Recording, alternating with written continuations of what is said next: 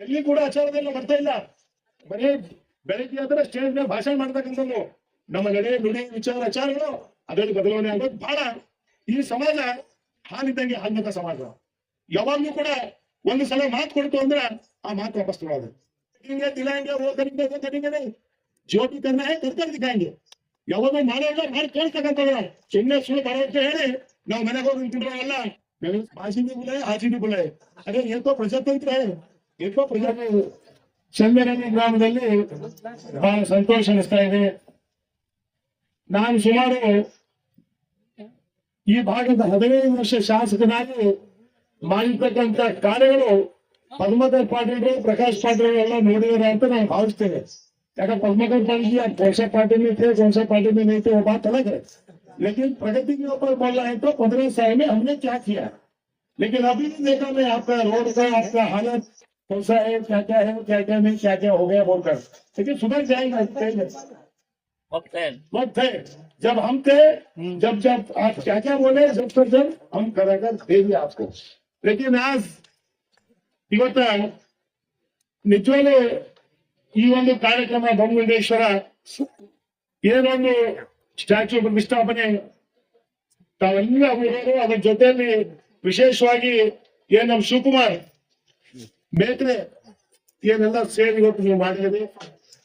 ಇವತ್ತು ಏನ್ ಹೇಳಿದ್ರು ಪದ್ಮಕರ್ ಪಾಟೀಲ್ ಒಂದೇ ಒಂದು ಎಲ್ಲಾ ಛತ್ರಪತಿ ಶಿವಾಜಿ ಮಹಾರಾಜರವರು, ಇವತ್ತ ಡಾಕ್ಟರ್ ಬಾಬಾ ಸಾಹೇಬ್ ಅಂಬೇಡ್ಕರ್ ಅವರು ಇವತ್ತು ಸಂವಿಧಾನ ಶಿಲ್ಪಿ, ಅದ್ರ ಜೊತೆಯಲ್ಲಿ ಇವತ್ತು ಕೂಡ ನಾವು ಮತ್ತೊಂದು ಪ್ರತಿಷ್ಠಾಪನೆ ನಾವು ಮಾಡ್ತಾ ಇದ್ದೀವಿ. ಒಂದು ಬಹಳ ದೊಡ್ಡ ಮಾತಾಡಿದ್ರು ಎಲ್ಲಾ ಸಮಾಜದಾಗಿದೆ ವಿಶ್ವಕ್ಕೆ ದಾರಿ ತೋರಿಸಂತ ವಿಶ್ವದಲ್ಲಿ ಬಸವಣ್ಣನವರ ಒಂದು ಮೂರ್ತಿ ಇಲ್ಲ ಅಂತ ಪದ್ಮಕರ್ ಪಾಟೀಲ್ ಅವರು ಪ್ರಸ್ತಾವನೆ ಮಾಡಿದರು. ನಾನು ನಿಜವಾಗ್ಲೂ ನಿಮ್ಮನ್ನ ಅಭಿನಂದನೆ ಸಲ್ಲಿಸ್ತೀನಿ. ಯಾಕಂದ್ರೆ ನಾವೆಲ್ಲರೂ ಬಸವಣ್ಣನ ಅಡಿಯಲ್ಲೇ ನಡಿಬೇಕಾಗಿದೆ. ನಮ್ಮ ನುಡಿ ನಡಿ ಆಚಾರ ವಿಚಾರಗಳೆಲ್ಲ ಬಸವಣ್ಣದಲ್ಲೇ ಹೋಗ್ಬೇಕು. ಇವತ್ತು ನಾವು ಬರೀ ಭಾಷೆ ಮಾಡಕ್ ಮಾತ್ರ ಬಸವಣ್ಣ ತಗೊಳ್ತಾ ಇದ್ದೀವಿ. ಎಲ್ಲಿ ಕೂಡ ಆಚಾರದಲ್ಲಿ ಬರ್ತಾ ಇಲ್ಲ. ಬರೀ ಬೆಳಿಗ್ಗೆ ಆದ್ರೆ ಸ್ಟೇಜ್ ಮೇಲೆ ಭಾಷಣ ಮಾಡ್ತಕ್ಕಂಥದ್ದು. ನಮ್ಮ ನಡೆ ನುಡಿ ವಿಚಾರ ಆಚಾರಗಳು ಅದರಲ್ಲಿ ಬದಲಾವಣೆ ಆಗ್ಬೇಕು. ಪದ್ಮಕರ್ ಪಾಟೀಲ್ ಅವರೇ ಇವತ್ತಾಗೇನ್ ಹೇಳ್ತಾ ಇದ್ರು, ಸರ್ಕಾರದಿಂದಂತೂ ಕೂಡ ನನಗೆ ಹೋಗೋ ಅಧಿಕಾರ ಇಲ್ಲ. ಸರ್ಕಾರದಿಂದ ಏನ್ ಮಾಡ್ಬೇಕು ಅದು ನೀವೇನ್ ಸಲಹೆ ಕೊಡ್ತೀರ ಅದು ಮಾಡೋ. ಆದ್ರೆ ಒಳ್ಳೆ ಕೆಲಸ ಅಂತ ಅವ್ರೇನ್ ಹೇಳ್ತಾ ಇದ್ರಿ, ವಿಶ್ವಗುರು ಬಸವಣ್ಣನ ಮೂರ್ತಿ ಪ್ರತಿಷ್ಠಾಪನೆ ಮಾಡಬೇಕು ಅಂತ ನೀವೇ ಹೇಳ್ತಾ ಇದ್ರಿ. ಅದಕ್ಕೆ ನಾನು ವೈಯಕ್ತಿಕವಾಗಿ 1 ಲಕ್ಷ ರೂಪಾಯಿ ನಾನು ದೇಣಿಗೆ ಕೊಡ್ತೀನಿ ನಿಮಗೆ. ನೀವು ಅದೇ ಸರ್ಕಾರ ಮತ್ತೆ ಯಾರು ಅಧಿಕಾರದಲ್ಲಿದ್ದಾರೆ, ಯಾರೇನು ಕೊಡ್ತಾರೆ, ಯಾರೇನು ಬಿಡ್ತಾರೆ ಅದು ನಿಮಗೆ ಬಿಟ್ಟಿದ್ರು. ನಾನು ವೈಯಕ್ತಿಕವಾಗಿ ಯಾಕೆ ಸರ್ಕಾರದಿಂದ ಕೂಡ ಅಧಿಕಾರ ಇಲ್ಲ, ನಾನು ವೈಯಕ್ತಿಕವಾಗಿ 1 ಲಕ್ಷ ಕೊಡ್ತೀನಿ. ಮತ್ತೆ ನಿಮ್ಮಂದ್ರೆ ಹೇಳ್ರಿ, ಅದನ್ನು ಕೂಡ ತಯಾರಿದ್ದೀವಿ. ನಾನು ಹೇಳ್ತಕ್ಕಂಥದ್ದು ಇವತ್ತು ಈ ಒಂದು ಹಾಲ್ಮತ ಸಮಾಜ ಇವತ್ತು ಬಹಳ, ಈ ಸಮಾಜ ಹಾಲಿದ್ದಂಗೆ ಹಾಲ್ಮತ ಸಮಾಜ. ಯಾವಾಗ್ಲೂ ಕೂಡ ಒಂದು ಸಲ ಮಾತು ಕೊಡ್ತು ಅಂದ್ರೆ ಆ ಮಾತು ವಾಪಸ್ ತಗೊಳ್ಳೋದು. ಇವತ್ತು ನಾವೆಲ್ಲ ಚುನಾವಣೆ ಸಂದರ್ಭದಲ್ಲಿ ಈ ಹಾಲ್ಮತ ಸಮಾಜ, ಕುಟುಂಬ ಸಮಾಜ ನಾವೇನ್ ಮಾಡ್ತೀವಿ ಅಂದ್ರೆ ನಾಮಿನೇಷನ್ ಹಾಕ್ಬೇಕು ಅಂದ್ರೆ ಇಲ್ಲಪ್ಪ ಸರ್ ನಮ್ಮಿಂದ ಬೋರ್ಡ್ಗೆ ಆಗ್ಲಿ ನಮ್ ದುಡ್ಡೇ ತಗೊಳ್ರಿ ಅಂತ ಸಾಕಷ್ಟು ಸಮಾಜ ಮುಖಂಡ್ರು ನಮಗ್ ನಾಮಿನೇಷನ್ ಹಾಕ್ತಕ್ಕಂಥ ಸಮಯದಲ್ಲಿ ದುಡ್ಡು ಕೊಟ್ಟು ಇವತ್ತು ನಾಮಿನೇಷನ್ ಹಾಕ್ತಕ್ಕಂಥದ್ದು ಬಹಳ. ಇವತ್ತು ಇದೆಲ್ಲ ನಾನು ಯಾಕೆ ಹೇಳ್ತಾ ಇದ್ದೀನಿ, ಇವತ್ತು ನಿಮ್ಗೆಲ್ಲ ಗೊತ್ತಿದೆ ಕಾಂಗ್ರೆಸ್ ಪಕ್ಷ ಕರ್ನಾಟಕದ ಮುಖ್ಯಮಂತ್ರಿ ಅಂತ ಸಿದ್ದರಾಮಯ್ಯನವರಿಗೆ ಇವತ್ತು ವಿರೋಧ ಪಕ್ಷದ ನಾಯಕರಾಗಿ ಕರ್ನಾಟಕ ರಾಜ್ಯದ ಮುಖ್ಯಮಂತ್ರಿಗಳಾಗಿ ಸೇವೆ ಮಾಡ್ತಕ್ಕಂಥ ಅವಕಾಶ ಯಾರಾದರೂ ಕೊಟ್ಟಿದ್ದಾರೆ ಅಂದ್ರೆ ಅದು ಬರೀ ಕಾಂಗ್ರೆಸ್ ಪಕ್ಷ ಅಂತ ನಾನು ಹೇಳಕ್ ಇಚ್ಛಪಡ್ತೇನೆ.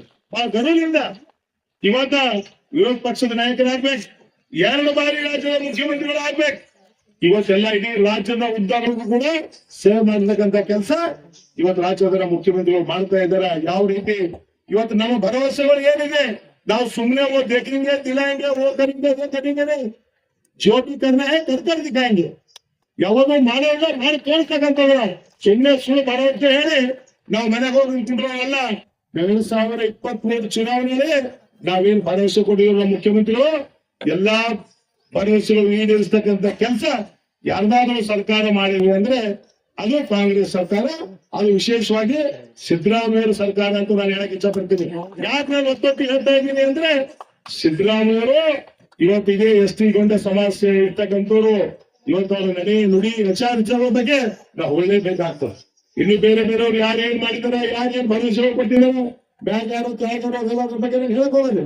ನಾನು ಹೇಳ್ತಕ್ಕಂಥ ಅಷ್ಟೇ, ಈ ಸಮಾಜ ಬಹಳ ಒಳ್ಳೆ ಸಮಾಜ. ಇವತ್ತ ಯಾವುದೇ ಒಂದು ಪವಿತ್ರತೆ ಒಂದು ಭರವಸೆ ಕೊಟ್ರೆ ಆ ಭರವಸೆ ಏಳಿಸ್ತಕ್ಕಂಥ ಈ ಸಮಾಜ. ಇವತ್ತೇನು ಇಲ್ಲಿ ಗೋಮಂಡೇಶ್ವರ ನೈತಿ ಹತ್ರ ಒಂದು ಹೈಮಾವತ್ ಲೈನ್ ಬೇಕು ಅಂತ ತಾವೆಲ್ಲ ಕೇಳಿದ್ರಿ. ಈಗಾಗಲೇ ವಿಧಾನ ಪರಿಷತ್ ಸದಸ್ಯರಾದಂತ ಡಾಕ್ಟರ್ ಚಂದ್ರಶೇಖರ್ ಪಾಟೀಲ್ ಅವರ ಅನುದಾನದಲ್ಲಿ ಈಗಾಗಲೇ ಮಂಜೂರಾಗಿದೆ.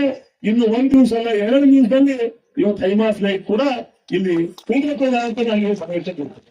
ಯಾಕಂದ್ರೆ ನೀವೆಲ್ಲ ನೋಡಿದ್ರೆ ಹಿಂದಿನ ದಿನಗಳು ಇವತ್ತಿನ ದಿನಗಳು ಯಾವ ರೀತಿ ನಿರ್ಮಾಣ ಆಗ್ತಾ ಇದೆ, ಯಾವ ರೀತಿ ನಡೀತಾ ಇದೆ, ಇವತ್ತೆಲ್ಲರೂ ಕೂಡ ತಮ್ಮ ಎದುರಿದೆ. ಇವತ್ತು ಜನ ಬಹಳ ಜಾಗೃತ ಆಗಿದಾರ.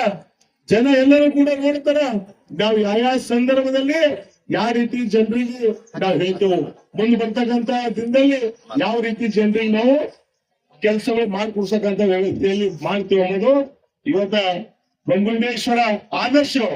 ಇವತ್ತು ಚಿಂತನೆ ಗುರುಗಳು ಹೇಳಿದ ಪಾಪ ಬಹಳಷ್ಟು ಬಹಳ ದೊಡ್ಡ ಶ್ರೀಗಳು ಇವತ್ತು ಅಲ್ಲಿಂದ ಬಂದಿದ್ದಾರೆ.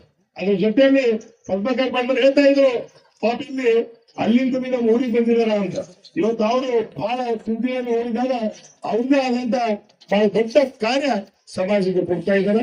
ಅದ್ರ ಸಲುವಾಗಿ ತಾವೆಲ್ಲರೂ ಕೂಡ पद्माकर पर इन्होंने मात्र माजी भी बुलाए, हाजी भी बुलाए।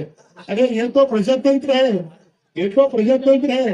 डॉक्टर बाबा साहब अम्बेडकर संविधान में क्या बोला? ये तो प्रजातंत्र है। खाली कौन है उन्हें एक दिन सब माजी होने वाले। हम बोले सर आनंद की बात है। आनंद की बात है। ये माजी हाजी का क्या बोल रहे हैं आप लोग? क्या पता है? सब लोग एक दिन माजी, वहां बैठे माजी, उधर प्रकाश पाटिल बैठे माजी, अक्षर कोई माजी होते हैं। इसमें क्या है? सब माजी होने हैं। देखिए अच्छे बड़े बड़े लोग सोनिया गांधी जी, राहुल गांधी जी, ऐसे बड़े बड़े हस्ती लोग जीत और हार समाधान करिए। ऐसा कोई जीत और हार सफाई करे, ये इसको कोई पिस्टल इश्यू करने में कोई जरूरी नहीं। ऐसे बड़े बड़े महान व्यक्ति, अभी आपको मालूम है बाजू में हमारे एआईसीसी के अध्यक्ष जो माजी रेलवे मंत्री डॉक्टर मल्लिकार्जुन खड़गे साहब को भी क्या होगा? ऐसे कभी होता खाली डेवलपमेंट नहीं करते, डेवलपमेंट के साथ कुछ लोग चाहते हैं ये सब मसले ही देखते। तो इसलिए पद्माकर पाटिल बहुत अच्छा तरीके से जानते हैं, फिर भी उन्होंने क्वेश्चन पूछते हैं क्या करना पद्माकर पाटिल साहब को। तो मेरे ख्याल से तो राजनीति में बहुत होशियार है। मैं उसको क्या बोलता हूँ, हम तो इलेक्शन लड़े लेकिन हम ऐसा इलेक्शन नहीं लड़े। पद्माकर पाटिल जी मेरे सामने आप भी भारतीय जनता पक्ष का अभ्यर्थी थे, ठीक है नहीं? हम भी इलेक्शन लड़े, इलेक्शन के लड़ने के सब इलेक्शन लड़ेंगे। फिर बाद में इलेक्शन होने के बाद में हम बहुत सारे हमने बात किए, हमने क्या काम, क्या योजना, क्या करना है, क्या नहीं करना है, हम सब मिलकर काम करें। लेकिन आज चंद्रगढ़ के लोग मुझे यहाँ पर बुलाकर और मेरे साथ डॉक्टर चंद्रशेखर पाटिल जी और विभुरा पाटिल जी आने वाले थे, कुछ काम से उन्होंने इधर चले गए। तो इसलिए मैं सभी को, मैं विशेषकर जो शिव कुमार मित्रे जी जो बेंगलुरु में रहते, उन्होंने जो काम जो उन्होंने किए उनको बहुत बहुत मैं अभिनंदन देता हूँ। और ये स्फूर्ति ನಾವೆಲ್ಲ ಮೂರ್ತಿ ಕುಂಡಿಸ್ತಾ ಇದೀವಿ, ಮೂರ್ತಿ ಕುಂಡಿಸ್ತಕ್ಕಂಥವ್ರು ಏನ್ ಸಂದೇಶ ಇವತ್ತು ವಿಶ್ವಗಳು ಬಸವಣ್ಣನ ಮೂರ್ತಿ ಕುಂಡಿಸ್ಬೇಕು ಪದ್ಮಾಕರ್ ಪಾಟೀಲ್ ಹೇಳಿದ್ದಾರೆ. ಇವತ್ತು ಹೇಳ್ತಕ್ಕಂಥದ್ದು ಬಸವಣ್ಣನವರು ಕೊಟ್ಟಂತ ಸಂದೇಶ ಏನಿದೆ ನಾವು ಜೀವನದಲ್ಲಿ ಅಳವಡಿಸಿಕೊಂಡ್ರೆ ಮಾತ್ರ ಇವತ್ತು ಡಾಕ್ಟರ್ ಬಾಬಾ ಸಾಹೇಬ್ ಅಂಬೇಡ್ಕರ್ ಅವರು ಅವ್ರು ಕೊಟ್ಟಿರ್ತಕ್ಕಂಥ ಸಂದೇಶ ನಮ್ಮ ಜೀವನದಲ್ಲಿ ಅಳವಡಿಸಿಕೊಂಡ್ರೆ ಮಾತ್ರ ಇದಕ್ಕೆಲ್ಲರೂ ಕೂಡ ಒಳ್ಳೇದಾಗ್ತದೆ ಅಂತ ನಾನು ಹೇಳಿ ನನ್ನನ್ನು ಕೂಡ ಕರೆದಿ ಸಲುವಾಗಿ ತಮಗೆಲ್ಲರಿಗೆ ಕೋಟಿ ಕೋಟಿ ಅಭಿನಂದನೆಗಳು ಸಲ್ಲಿಸಿ ನಾನು 4 ಮಾತು ವಿರಾಮ ಕೊಡ್ತೀನಿ. ಜೈ ಹಿಂದ್, ಜೈ ಕರ್ನಾಟಕ.